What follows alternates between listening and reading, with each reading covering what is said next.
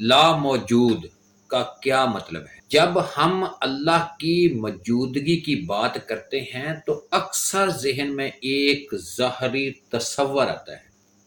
وہ تصور کیا ہے؟ جیسے کوئی چیز ہمارے سامنے ہو یا ہم اسے کسی خاص جگہ یا شکل میں محسوس کر سکیں، مگر صوفیہ اس تصور کو ایک مختلف زاویے سے دیکھتے ہیں۔ وہ کہتے ہیں کہ اللہ کی موجودگی کو سمجھنے کے لیے پہلے لا موجود کے مفہوم کو سمجھنا ضروری ہے۔ لا موجود کا مطلب یہ نہیں کہ اللہ موجود نہیں، بلکہ اس کا مطلب یہ ہے کہ اللہ کسی محدود شکل، جگہ یا تصور میں قید نہیں۔ وہ ہر جگہ ہے مگر کسی ایک جگہ تک محدود نہیں۔ وہ ہر شے کے قریب ہے مگر کسی چیز کا محتاج نہیں۔ یہی وہ نقطہ ہے جو انسان کے ذہن کو الجھا دیتا ہے، کیونکہ ہمارا ذہن ہر چیز کو کسی نہ کسی شکل میں دیکھنا چاہتا ہے۔ ہم جو نہیں دیکھ سکتے اسے سمجھنا ہمارے لیے مشکل ہو جاتا ہے۔ صوفیہ کہتے ہیں جو دکھائی دے وہ محدود ہے، اور جو محدود ہو وہ خدا نہیں ہو سکتا۔ کیا کہا میں نے؟ جو دکھائی دے وہ محدود ہے، اور جو محدود ہو وہ خدا نہیں ہو سکتا۔ اس لیے اللہ کی موجودگی کو سمجھنے کے لیے ہمیں اپنے ذہنی سانچے کو باہر نکالنا پڑتا ہے۔ ہمیں یہ ماننا پڑتا ہے کہ حقیقت ہماری سمجھ سے بڑی ہے۔ جب انسان یہ قبول کر لیتا ہے کہ ایک نیا دروازہ کھلتا ہے، جب انسان یہ قبول کر لیتا ہے تو ایک نیا دروازہ کھلتا ہے، ایک ایسا دروازہ جہاں وہ اللہ کو کسی شکل میں نہیں بلکہ ہر چیز کے پیچھے ایک حقیقت کے طور پر محسوس کرنے لگتا ہے۔ یہی لا موجود کا پہلا درجہ ہے، یعنی اللہ کو کسی جگہ تک محدود نہ کرنا۔ لیکن یہاں ایک اہم سوال پیدا ہوتا ہے، اگر اللہ کسی شکل میں نظر نہیں آتا تو ہم اس کی موجودگی کو کیسے محسوس کر سکتے ہیں؟ اگلے حصے میں ہم اس سوال کا جواب تلاش کریں گے۔ پیارے دوستو، احساس کے ذریعے موجودگی کو سمجھنا۔ جب انسان یہ سمجھ لیتا ہے کہ اللہ کو آنکھوں سے نہیں دیکھا جا سکتا تو اگلا قدم یہ ہوتا ہے کہ وہ اسے محسوس کرنا سیکھے۔ یہی وہ مقام ہے جہاں عقل کی حد ختم ہوتی ہے اور دل کا سفر شروع ہوتا ہے۔ روز مرہ کی زندگی میں ہم کئی ایسی چیزیں محسوس کرتے ہیں جو نظر نہیں آتی۔ مثال کے طور پر محبت، سکون، خوف، یہ سب غیر مرئی ہیں مگر ان کا اثر حقیقی ہوتا ہے۔ اسی طرح اللہ کی موجودگی بھی ایک ایسی حقیقت ہے جسے دل کے ذریعے محسوس کیا جا سکتا ہے۔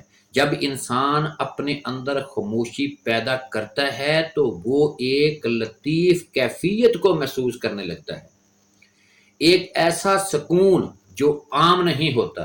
صوفیہ اس کیفیت کو حضور کہتے ہیں، یعنی اللہ کی موجودگی کا احساس۔ یہ احساس کسی خاص وقت یا جگہ تک محدود نہیں ہوتا، یہ ہر اس لمحے میں پیدا ہو سکتا ہے جب انسان اپنے دل کو توجہ کرتا ہے۔ مثال کے طور پر جب آپ تنہائی میں بیٹھتے ہیں، جب آپ ذکر کرتے ہیں، جب آپ کسی خوبصورت منظر کو دیکھتے ہیں، یہ سب لمحے انسان کو اس حقیقت کے قریب لے جاتے ہیں۔ مگر یہاں ایک چیلنج ہے، ہماری روز مرہ کی مصروفیات ہمیں اس احساس سے دور کر دیتی ہیں۔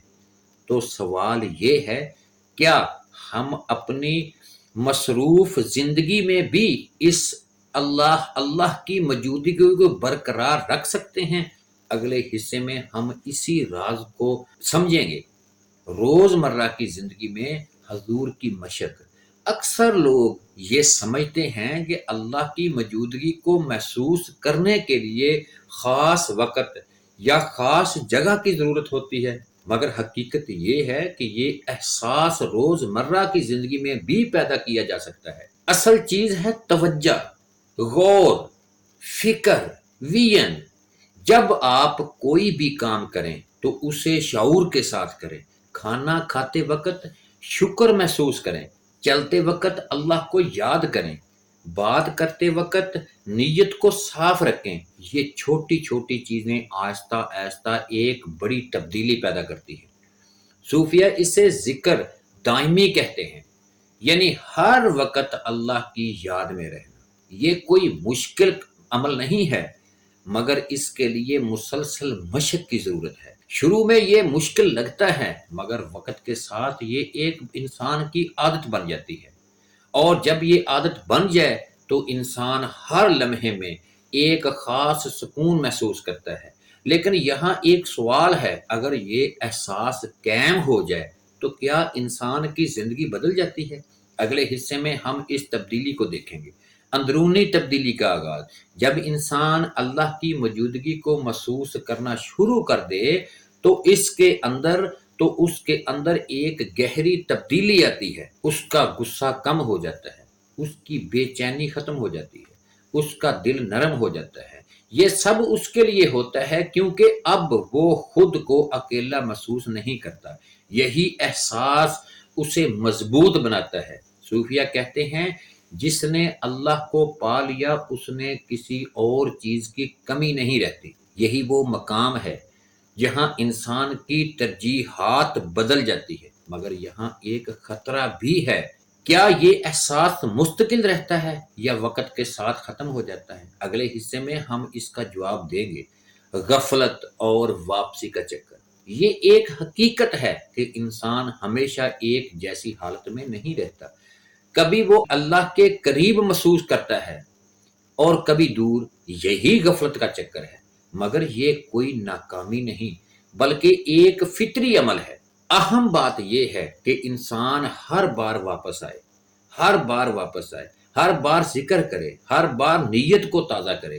یہی مسلسل واپسی انسان کو مضبوط بناتی ہے۔ لیکن سوال یہ ہے کہ کیا اس چکر سے نکل کر ایک مستقل حالت حاصل کی جا سکتی ہے؟ اگلے حصے میں ہم اس راز کو سمجھیں گے۔ استقامت اور دائم۔ استقامت وہ چیز ہے جو ایک عارضی کیفیت کو مستقل بنا دیتی ہے۔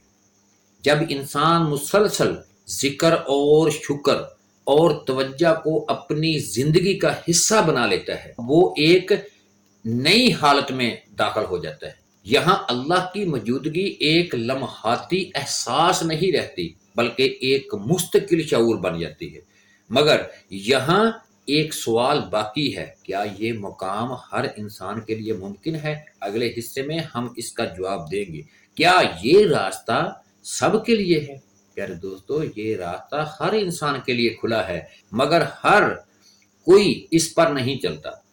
یہ راستہ ہر انسان کے لیے کھلا ہے، مگر ہر کوئی اس پر نہیں چلتا، کیونکہ اس کے لیے صبر چاہیے، اس کے لیے اخلاص چاہیے، اس کے لیے مستقل کوشش چاہیے۔ جو لوگ یہ صفات پیدا کرتے ہیں، جن لوگوں میں یہ صفتیں پیدا ہوتی ہیں، جو لوگ اس صفات کو پکڑتے ہیں، وہ اس راستے پر آگے بڑھتے ہیں۔ مگر آخر میں ایک سوال رہ جاتا ہے، آپ اس سفر کو کیسے شروع کریں گے؟ آخری حصے میں ہم اس سوال کا جواب دیں گے۔ پہلا قدم، آپ کا انتخاب۔ ہر سفر ایک فیصلے سے شروع ہوتا ہے۔ اگر آپ اللہ کی موجودگی کو محسوس کرنا چاہتے ہیں تو پہلا قدم خاموشی اختیار کر لیں، دل کی طرف توجہ دیں اور ذکر کو شروع کریں۔ یہی آغاز ہے، اور شاید اب آپ کے دل میں یہ سوال ہے، کیا آپ واقعی اس سفر کے لیے تیار ہیں؟ اگر تیار ہیں تو اسی ویڈیو کے کمنٹ سیکشن میں لکھیں، یا اللہ میں حاضر ہوں۔ پیارے دوستو، ہمارے چینل انمول کلام کو سبسکرائب کریں اور اس ویڈیو کو اپنے پیارے دوستوں کو 10 دوستوں کو شیئر کریں اور کمنٹ سیکشن میں لکھیں، یا اللہ میں حاضر ہوں۔ آخر میں اجازت چاہتے ہیں، وما علینا الا البلاغ المبین۔